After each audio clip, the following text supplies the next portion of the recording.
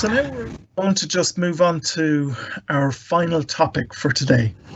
And we're going to be talking about laptops in our final topic. Now, if you've reached that point where your old laptop just isn't cutting the mustard anymore and you need to upgrade it, it can be a bit confusing just trying to work out how to go about it. When you go into a store or check online and all you see is a list of specifications that don't even seem to be in English, it's kind of hard to know where to start sometimes. So NCBI Labs is here to help you, specifically in the form of Daniel Dunn again, and Sean Doran is joining us as well for this. So both have great experience with laptop components and building laptops and supporting laptops and all of that background that you'd want from somebody giving you advice. So we're going to get the opportunity to chat to Sean and Daniel about this. And maybe we could start with just some of the terminology that you do often see on sort of specifications sheets for laptops that are up for sale. For example, you hear about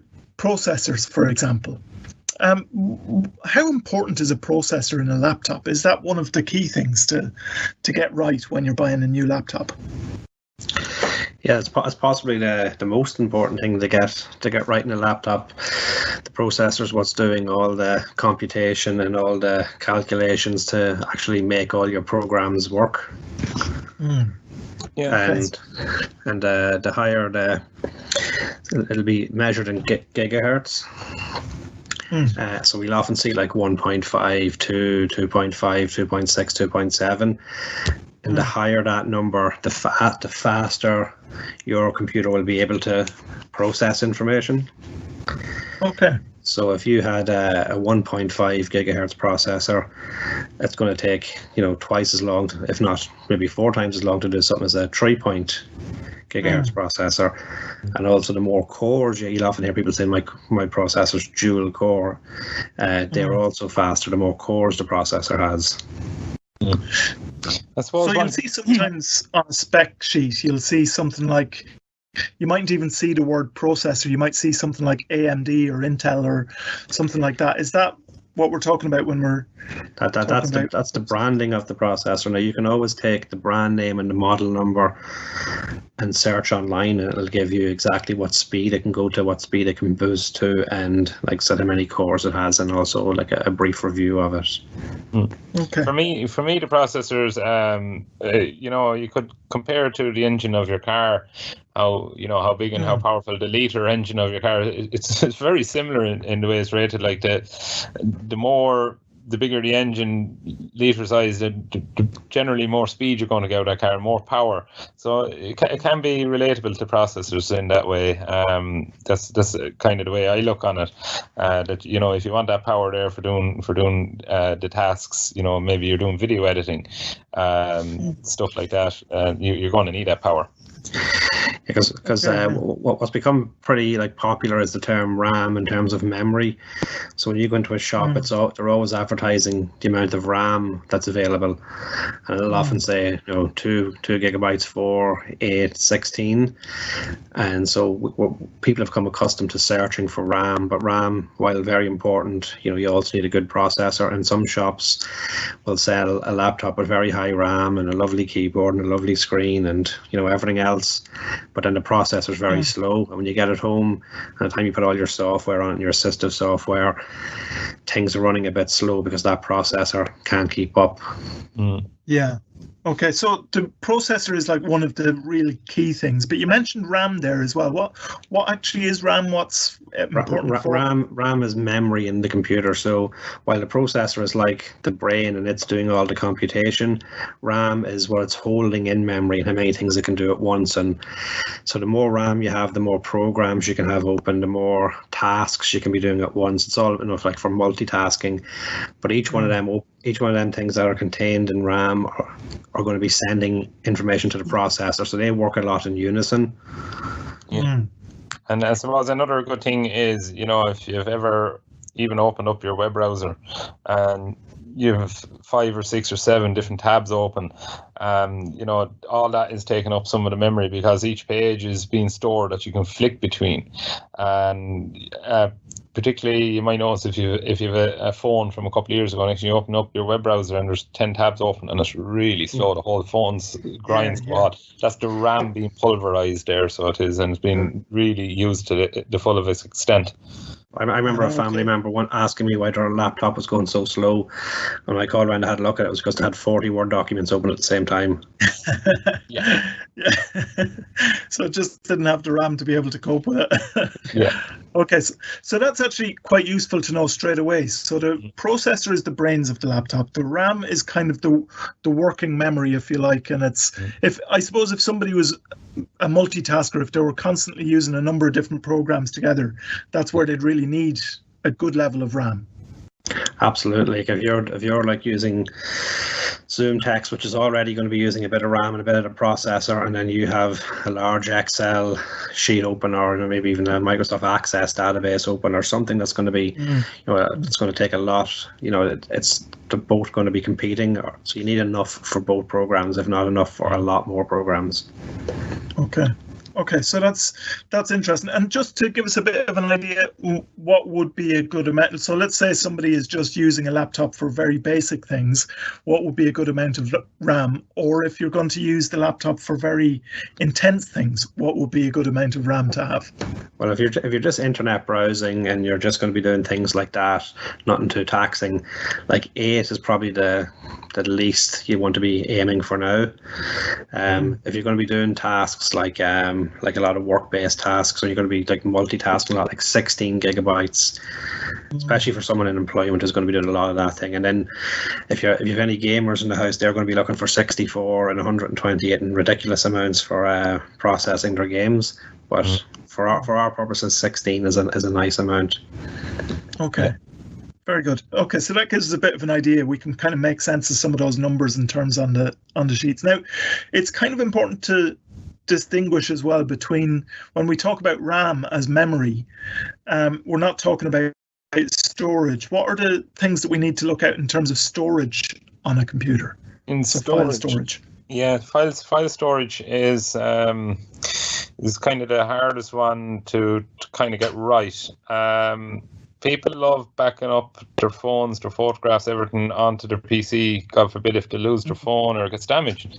So, if you're getting a laptop maybe with 32 gig memory or 64 gig memory in it. Now this is not the RAM, this is the storage space. You're going to find that's going to fill up extremely quick.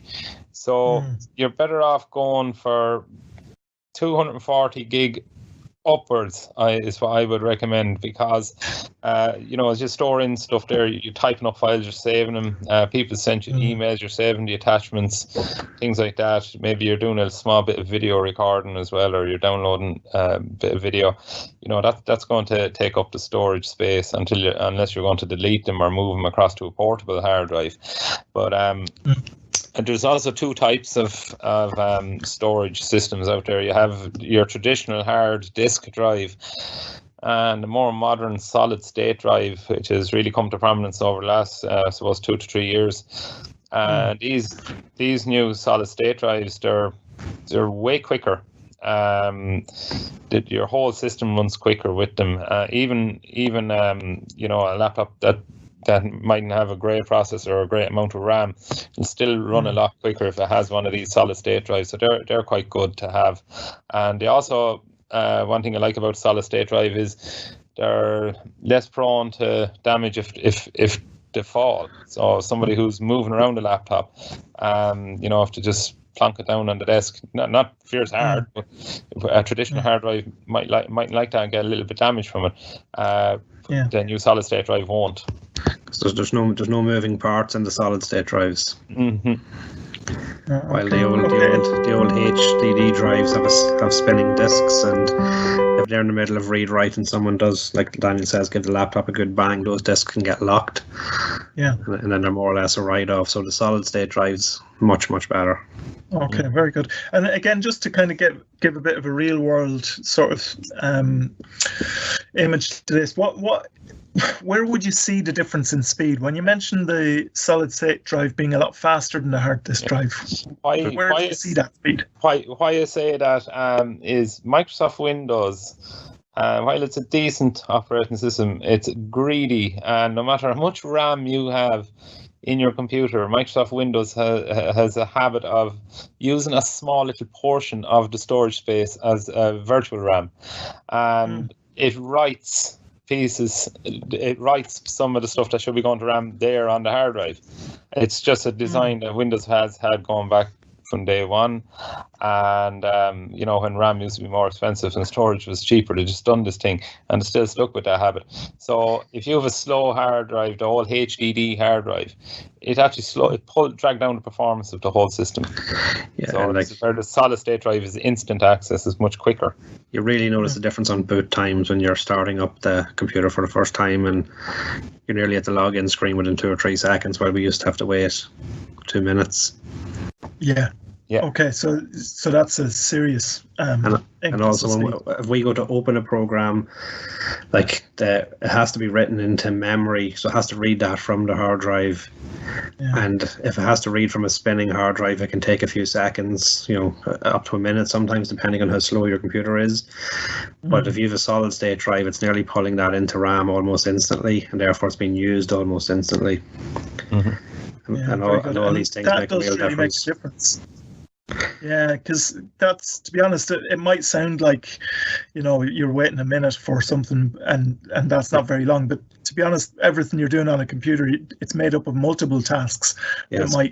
You want them to be a few seconds, and it might take a minute or two. That really delays you, doesn't it? It's like a 3-man relay there between the processor, the RAM, and the hard drive. And if one of them isn't up to the task, it's going to let the other two down. Yeah, definitely. That's what's happening, and a lot of times when people buy laptops is the hard drive size. I might go, this is a 500 gigabyte hard drive. I might say, this has 16 gigabytes of RAM, and that automatically looks like a great deal, but then they're not telling you anything about the processor. And therefore you buy that when it's got a real slow processor, and that's the man in the team that's letting it down. And Gotcha. And it was mentioned there a minute ago about Windows. The operating system Windows. Are there alternatives to that? Because that's probably the most popular thing you see these days. You might see Windows 10, for example, in the specifications sheet. Is that all there is? No, there's lots more out there. There's with the Chromebooks have their own Chrome operating system, and there's Linux out there. There's more as well. But Mac, of course. Mac as well. Absolutely forgot about those. So there are the 4 main operating systems, I suppose, at the moment. There is other smaller operating systems out there as well. Yeah, definitely Mac and Windows are the biggest two in the market. And you have things like Chromebooks, but a Chromebook, while it looks exactly like a laptop, you can't run the same programs you can as on a laptop. Yeah. Okay. So you can't go buy Zoom Text or JAWS and put them on a Chromebook, because it's technically a different operating system entirely than what Windows is using, or what your laptop, which is using Windows, is using. So that'll be really important for people, because Chromebooks do tend to be quite a bit cheaper, don't they? So if you're looking for a new laptop, you might be seeing the Chromebook and think, well, there's a good option for me. But as you say, some of the software you won't be able to actually install the same way. No, the screen reader on that is Vox, and it's getting better, but it's not as good as JAWS or NVDA or even Narrator. Yeah. Okay, so that's an important one. What about one of the other things you sometimes see is something to do with maybe graphics or the audio quality on it again. And again, you'll get kind of all these sorts of names that come up for what provision there is for graphics or for audio, and you might see a name and a number, and it doesn't even seem like English anymore. What is important to consider in relation to graphics cards or audio or anything like that? Well, we had a question there about how do you connect your laptop or your computer to a large smart television or a larger screen, and your graphics card would often need a HDMI port to do that. To do that in the easiest manner, you need a HDMI port on both your TV and your laptop. So that's one thing you have to consider about your graphics card on your laptop or PC. But graphics cards will have their own internal RAM also, depending on if you want to play games or not. If you don't want to play games, you're not so much concerned about that as much as the connections on it. But you still want to know what output your graphics can do. Like, can it put out 4K? Can it put out 1080p? How fast is it going to be? And what can it do? Like, if you have if you're using magnification software, you might need to sort of make sure that your graphics card will work in conjunction with that, because some people with onboard graphic cards, especially in laptops which are built into your processor, sometimes can cause a conflict in that there, and we have to go look for drivers or different ways to configure them. Okay. So that's handy to just keep in mind again, because those are the sort of things that people see on spec sheets, but actually you'd probably see HDMI actually written on the spec sheet as well, wouldn't you? Oftentimes. So you would kind of have an idea that it can do that. So people can buy a HDMI cable. Yeah, go on. So some people can buy a HDMI cable quite cheap, connect it into your laptop and connect it into your television, and then you just go to that input source on your television and your screen can be duplicated then. Excellent. Very good. Yeah. And what about if somebody was to go, speaking of screens, if somebody was to see, one of the laptops that's on display might have a touch screen on it. Is that something to go for or not?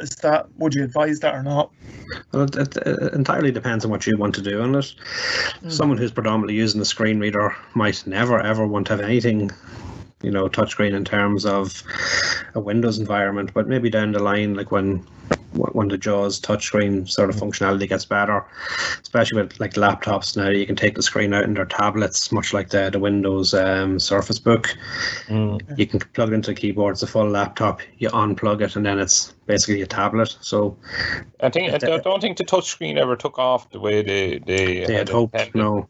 And what I've noticed is like the gestures that you would have probably used on a touchscreen, like you would on a tablet, is pinch zoom on the screen. That you can actually do that on the touchpad now, and that'll, if you're on Chrome, it'll do a lovely smooth zoom in and out. Just do the pinch gesture on most touchpads on modern laptops now.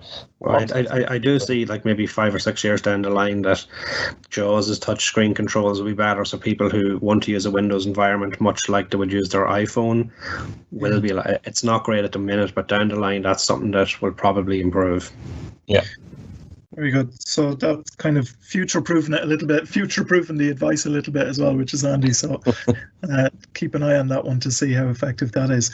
Moving on just to software, because some laptops, when you buy a laptop, it might have some software with it. Some of that is good and some of it mightn't be so good.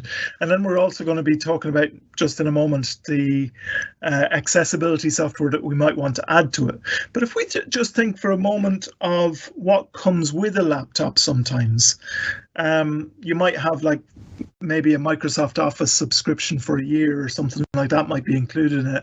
Is there any software that you kind of need to be a little bit wary of if you buy a laptop and it's got software on it is there any that's like a little bit less useful or can be a bit problematic? Yeah, well, there's often what the term bloatware included with a laptop, that you just basically want the Windows features with the laptop, but the company who makes the laptop might bundle in some other programs which more or less do the same job as the ones that are already on Windows. Like, they might have their own Wi-Fi connector, they might have their own touchpad drivers, they might have their own antivirus, they might have something on it, but all that's cluttering up your computer, and it's more tasks for the RAM and processor to deal with. Yeah, the antivirus one you mentioned there, Sean, is especially important because often there's some horrendous antivirus software out there, and it's given to you as a 30-day free trial in the hope that you'll buy it. And I often just remove that because it really does take back from the performance of a laptop. Yeah, that's the first thing I do. I'd remove the antivirus they came with. I'd enable Windows Defender, and then I'd remove lots of bloatware that's not needed at all. Like sometimes there is drivers unique to that brand of laptop that you should keep, and others that are not needed at all, and they can really help speed up your computer. So you have to consider, when I removed this antivirus that they provided, to immediately enable Windows Defender, which is the free version that comes with Windows. Yeah. Okay, so it's not dangerous to uninstall the free antivirus that it comes with. No, because there's actually one in Windows there which is completely free and very, very light, while the ones that are provided can sometimes be a resource drain. Yeah, Okay. Definitely. Okay. So if we were looking at buying a laptop for a specific purpose, let's say, for example, if I wanted to run screen reader software such as JAWS. Now, that's a piece of software that we're actually going to look at a bit more in detail next week. But if I was to be running JAWS, for example, would I need any particular spec of a laptop? Well, that it can be in laptop. It can be down to people's preferences, because some laptops don't have a numpad on their keyboard, and some people who use JAWS use the numpad very much so, and you need it for certain commands, and it's much easier to do with the numpad. So people have to look hardware-wise, like when they're buying a laptop, if they use a numpad predominantly with JAWS, will that laptop have a numpad? Yeah. Okay. And would there be anything else to consider in relation to the specs if you were getting something like JAWS, for example? Well, JAWS is quite a good program. It doesn't require a lot of system resources. It still requires a fair bit, but like you would want to aim for a processor that's probably at least 2.8 gigahertz or higher.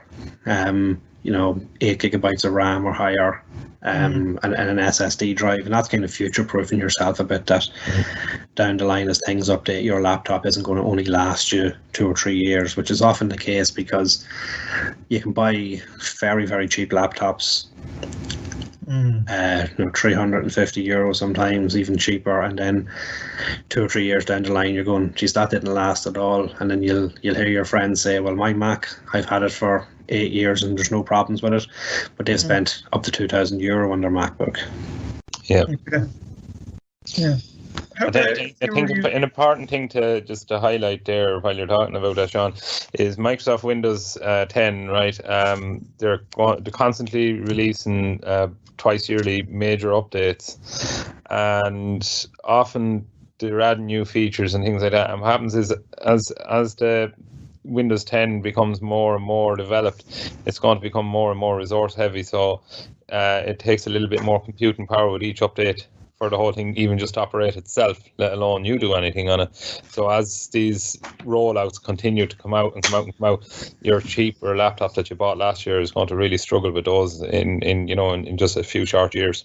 Okay, that's good to know as well. So again, if you want a bit of longevity, you want to kind of get a little bit better. What about if you've got like Zoom Text or Supernova or one of these ones that changes the display on your screen, as well as maybe having screen reader software? Is there any kind of minimum spec or anything that you'd want to look out for, particularly with those? Well, much similar to that, like the minimum spec, like I would be aiming for is at least 2.8, 2.9 gigahertz in the processor. Now, if you can go higher, that's great. RAM, like you'd want at least 8, but like with something like that, you'd hope to have at least 16. This is all, best case scenario. Yeah. You'd want to have at least 16, and graphics card, you'd want a decent enough one. Probably looking at dedicated graphics as opposed to integrated graphics in that regard, Sean, wouldn't you? Yeah, definitely. Like the integrated graphics normally works fine.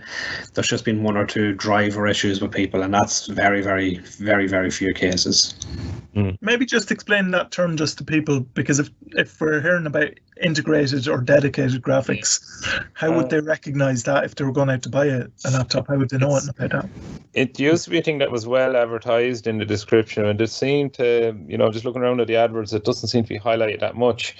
Dedicated is particularly of interest, to maybe somebody running heavy graphics programs such as CAD or games, things like that, stuff that really does lots of stuff going on quickly on the screen and heavy detail.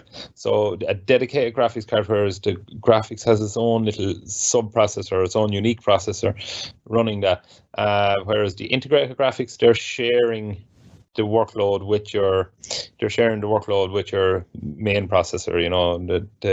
The 2.8 gigahertz one is taking a bit out of that to drive the graphics. So where you have a dedicated graphics it's nearly like a second engine, I suppose, under the bonnet.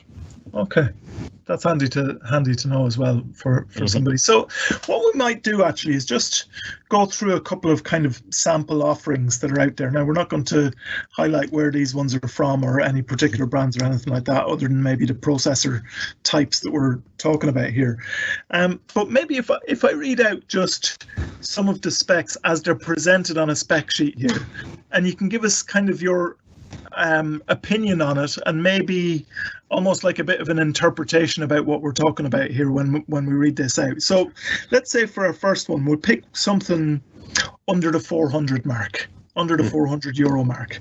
And the spec is this. It says Intel Celeron N4000 dual core 2.6 gigahertz, 4 gigabytes of RAM, 64 gigabytes HDD, and then it's got graphics Intel UHD graphics 600, and it's Windows 10. It's a 14-inch laptop. So there's like a spec sheet. What would you pull out of that and say to be able to tell us what that laptop is actually like? Well, the hard drive is too small, like Daniel said, 64 gigabyte hard drive. The time you do a few Windows updates, install all your software, have a few family photos or videos on it, it's more or less full. Okay. And it's also the old style hard drive, which is going to be slower. Was that HDD it was, or SDD? It was HDD. Yeah. Oh, yeah. Well, that's small. And it's 4 gigabytes of RAM, which is the low end of what you want to be on. But the processor is definitely a decent processor there. So they're leaning the other way, where it's a decent processor, but very, very low RAM and very, very small hard drive. Okay. Definitely. So that Celeron dual core 2.6 is not a bad processor. No, that's the kind of specs of a laptop for someone who's only ever going to be using maybe it to check emails or go on the internet and not ever run assistive software on it or not ever do anything, Also, the 14-inch screen is a bit on the small side too. Yeah. Okay. So you're kind of getting what you pay for with this. This is your sub 400 range. It'll kind of manage, but not do anything spectacular. Cheap and cheerful. Yeah. Okay. So for the next one, you're talking about somewhere in the region of 600, 650 euros. We're looking at an Intel Core i5, and then it's got a number here, 8265U, 1.6 gigahertz. It says 6 gigabytes of RAM, 256 gigabytes of solid state drive, SSD, and then it says graphics UHD, graphics 620. That's a 14-inch screen as well. Okay. Onboard graphics there. Yeah. So what to look out for in that there case there is the Intel Core i5. You look at the badge number there, which is 8265U. You can do a quick Google search. So the base speed of that processor is 1.6. So that's what it's running at most times to save battery, to make sure your laptop is going to run, longer because of your battery. But under heavy duty, if you start running tasks, that can move up to 3.9 gigahertz. Okay, seriously. Which then which is a good speed. Yeah. But it's power. It's in a power saving mode where it'll be balanced at 1.6. But if you start loading in your Zoom text, or you start loading in, if JAWS is doing a massive OCR scan, or if you've loaded a video, it will then kick in that processor and it'll boost it up to what it needs to be. It's your turbo. your turbo mode, so you're not running out of battery. Like, it's not in turbo mode the whole time, and you're only getting 5 hours out of your battery as opposed to maybe 9.5. Okay. And would you draw any kind of conclusion from, like, for example, the comparison between, we had a Celeron processor made from Intel before, and now this Core i5? Is that important? To me, it isn't as important as what speed it can go to and how many cores the processor would have. Okay. Like, Intel is the bigger name, and like they probably have drivers ready for most things, but like in a buyer's market, you're looking for the best bargain, and that's like that'll be the best chip that has the best speed and the number of cores within your price range. Okay. It's a good chip. The way Intel do it is the Celeron is kind of the entry level, and you have a Pentium, which is nearly the entry level as well. Then they go i3, i5, and i7, and as you move up, through the i3, i5, i7, you're getting into the absolute premium end of their processors. So i5 is quite close to the top there, so it's up at one of their higher end processors. Okay, that's good to know.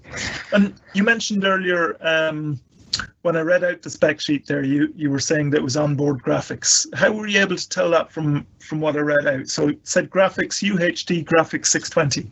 Yeah, generally they would throw in maybe 2 gig there would indicate that it has a separate memory for the graphics, so it's sharing the graphics with the processor. Okay. Good. Well, like in all that laptop, 6 gigabytes of RAM, 256 gigabyte SSD drive, which is the faster drive, and the process, while running slower normally, it can boost up. So I mean, that's for 680 euro. I think you said that is quite reasonable. Yeah. It's not going to set the world alight in terms of productivity and all that, but it's quite reasonable. Okay. So we'll do one more here. So this would be over your €1,000 mark. This is the spec sheet here. So it's AMD Ryzen 5 3550H 2.1 gigahertz, 8 gigabytes of RAM, and it specifies on this one DDR4 2400 megahertz. And then it says it's a 512 gigabyte SSD and graphics NVIDIA GeForce, and it's a 17.3 inch screen. What would you pick out of that as being important? Well, this one starts off the processor at 2.1, which is, reasonably fast, but it can boost up to 3.7 also. So you're starting off at a speed of 2.1, which is, quite reasonable. It's not the highest end, but it can boost up. It has 8 gigabytes of RAM, and DDR4 is it's got I think that's 2,400 megahertz, so that's quite fast RAM. And it's got quite a large SSD drive, and it's got a dedicated graphics card, and a larger screen. So this is quite a better laptop compared to the other two. Okay. So when it mentions there those extra details about the RAM, again, just coming from the point of view of maybe somebody this is a bit new to, is that quite good that that's including the details even? Because I noticed on the cheaper ones they didn't even include any details about the RAM. No, it's the newer RAM. When you really get technical about this, RAM has its own speeds as well, and to most people that's not going to be important. But for gamers, gamers and maybe CAD users, that would start to get important, because that kind of activity, you can never have enough power. So for most people, it's not very relevant. Okay. So now most of those ones, well, all the ones that we've read a spec sheet for there, they were all Windows laptops. You can go up a bit more expensive and get, for example, a MacBook. Is that worth getting an Apple MacBook? Is it worth the extra money? Well, the MacBooks are always very well built. I mean, like, they're some of the nicest laptops you'll ever hold in your hand and type on. The benefit of them is they have their own screen reader built into them. They have voiceover built into them. You don't have to go and buy JAWS. NVDA is free also, so that's comparable there, but it has its own magnification and accessibility features built in, and they're all quite good. But it is a different ecosystem than you might be used to. So some people, it takes a while to get used to it, but then once you do, you either like it or you don't. Yeah. But Macs they're always very well built. They're always the nicest looking laptops in the playground. But they're definitely very, very well built. But then equally, Windows now are competing with the Surface Pros, the Surface Go, and the Surface Pro Book. So they're all equally as expensive and equally well built. Okay. But then you'd still have to go and buy your assistive software on top of that if you needed it. So largely, you kind of are talking here about getting what you pay for, pretty much. Yep. Exactly. Kind of Hard to disagree with that too. Yeah, it's like if you do a small bit of research on it, if something comes up in your local electrical store, and it sounds like a great deal and it's a great price point, just do a small bit of research. Don't rush out and buy straight away.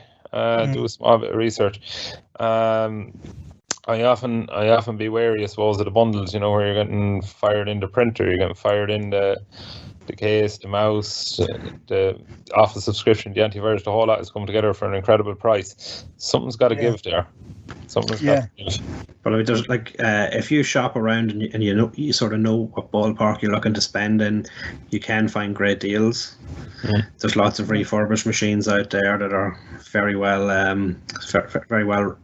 refurbished, and you can get a great deal. But like you said, you sort of get what you pay for when it comes to a laptop. And I know many people who spent €299 on a laptop, and 2 or 3 years later they're going, "Oh, this is very slow and it doesn't do this, and I can't run this thing on it." And just thinking about the after sales, like when somebody has bought one, sometimes you hear people talking about the kind of after sales service.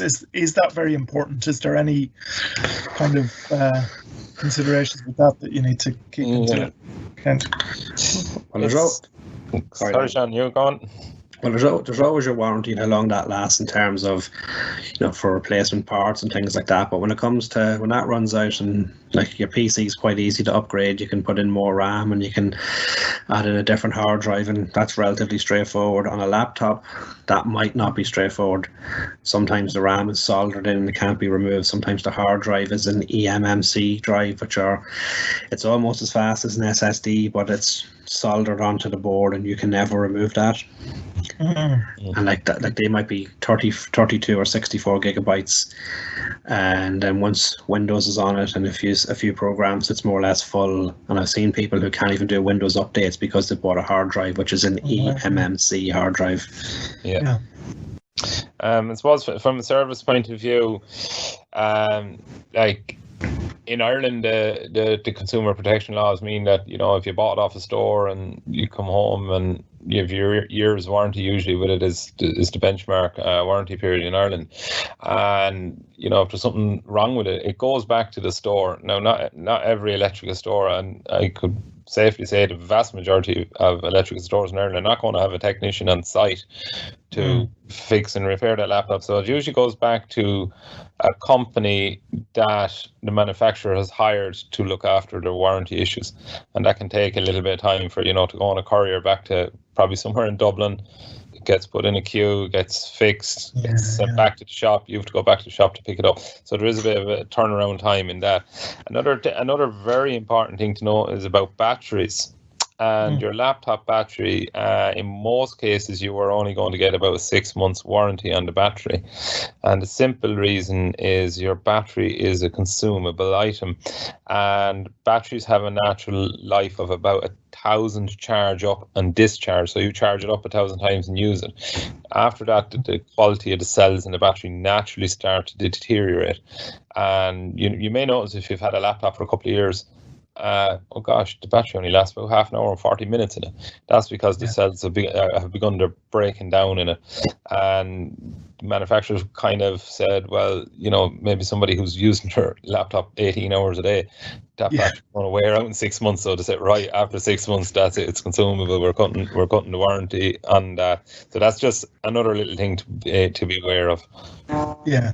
Okay, that's handy. That's handy to keep an eye on, and it can kind of change how somebody uses their technology as well. So, just one last question on this. If we were talking about, we've been talking about kind of buying new laptops and spec sheets and all that sort of stuff, but if somebody was considering buying something secondhand, is there any kind of advice that we could give in relation to buying secondhand? Is there anything that would be important to look out for, or anything to be cautious of? I'm not a huge fan of secondhand stuff like that. First of all, you're not getting your manufacturer's or your store your warranty. In the refurbished end of it, you're probably going to get a warranty maybe that's 30 days or 3 months, 90 days, 30 days or 90 days. Very unusual to see refurbished stuff that you're going to get a full year warranty on. So from that point of view, yeah, you're probably limited on your cover if something goes wrong soon after. Second of all, I suppose I will bring back into focus that battery thing. You're buying a used laptop. If you need a battery, what's the battery quality like? So they're just kind of two things I would be kind of concerned about when it comes to used pre-loved laptops. Yeah. So it's kind of it wouldn't be the ideal. No, but if needs must, just be careful. Yeah, there is lots of sort of good websites that would refurbish, and as long as it's a trusted website, you'll be in better state than buying it off someone maybe online, or buying it through eBay, or buying it off out of a newspaper. But definitely buying new is always better. Very good. Yeah. We just have a question in there, Jude. What is the difference between a Mac and an iPad? So the main difference there would be like an iPad is quite similar to your iPhone. It's got a different operating system. So whether that's your iOS or your iPad OS system, it's a much reduced version of what would be on a Mac. A Mac is a much more complicated operating system, much like Windows would be. So therefore, on a Mac, it's a lot more powerful. There's a lot more things you can do. It's basically a fully integrated computer, as opposed to your iPad, which is a much more reduced. Now the iPads have gotten a lot better recently, because I know, Daniel, you were mentioning about keyboards and mouse support in iPads now, which is almost turning them into mini laptops. Yeah, I suppose the iPad now, with the iPad operating system number 13, which is recently launched, it's support for a mouse. It's really going after the small laptop market in the sense, you can drive a mouse on it and open your apps and be reasonably productive on them now, I have to say.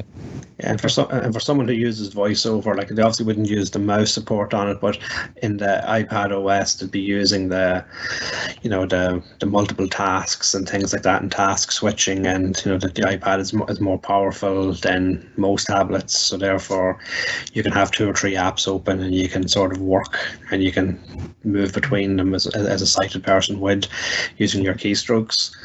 So it depends on what you feel more comfortable on. Most people might, maybe write a few emails on an iPad, or they might even start writing, if anyone's writing a book. I've often seen people in coffee shops with a keyboard, and they're writing away on their Mac, but it mightn't be their main computer. But Apple are trying to head into that market where the iPad can act as a main computer for someone.